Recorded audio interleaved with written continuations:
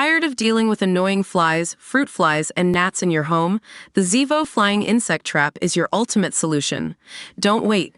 Check out the link in the video description now to get your Zevo Flying Insect Trap on Amazon and enjoy a bug-free home today.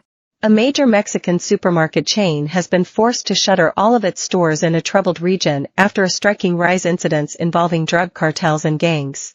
OXXO, Mexico's largest chain of convenience stores, announced late last week that it was closing its 191 stores and 7 gas stations in Nuevo Laredo, Tamaulipas. The problem came to a head when FEMSA Corporation, which operates the chain, said they had been dealing with cartel demands concerning fuel distributors. However, in recent weeks, gang members abducted 2 store employees and demanded they act as lookouts or provide information to the gangs.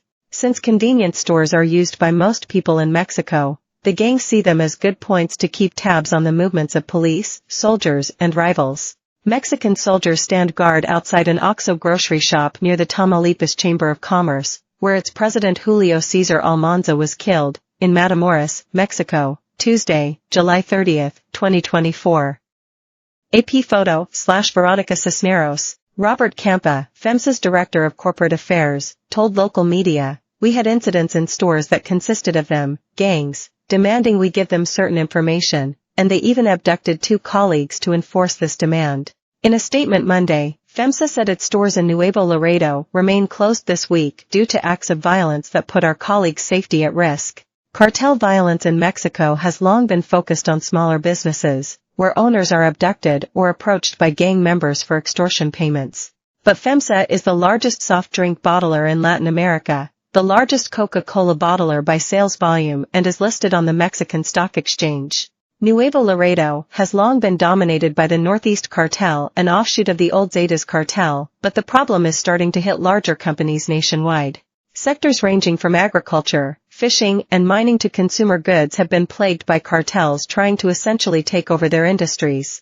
On Monday, Julio Almanza, head of the Business Chambers Federation in Tamaulipas, gave interviews in which he complained about drug cartel extortion in the state. Hours later on Tuesday, Almanza was shot to death outside his offices in the city of Matamoros, across from Brownsville, Texas. Mexican soldiers stand guard near the Tamaulipas Chamber of Commerce, where its president Julio Cesar Almanza was killed, in Matamoros, Mexico, Tuesday, July 30, 2024. AP photo/Veronica Cisneros. In one of his last interviews, he said, "We are hostages to extortion demands, we are hostages of criminal groups." Charging extortion payments has practically become the national sport in Tamaulipas. This week, the American Chamber of Commerce, whose members tend to be larger Mexican, American or multinational corporations, released a survey of its members in which 12% of respondents said that organized crime has taken partial control of the sales, distribution, and/or pricing of their goods. That means drug cartels are distorting parts of Mexico's economy, deciding who gets to sell a product and at what price. In return, they are apparently demanding sellers pass a percentage of sales revenue back to the cartel. In the past, cartels have carried out violent attacks, arson, and even killings of those found selling goods that had not been authorized by them or bought from distributors they control.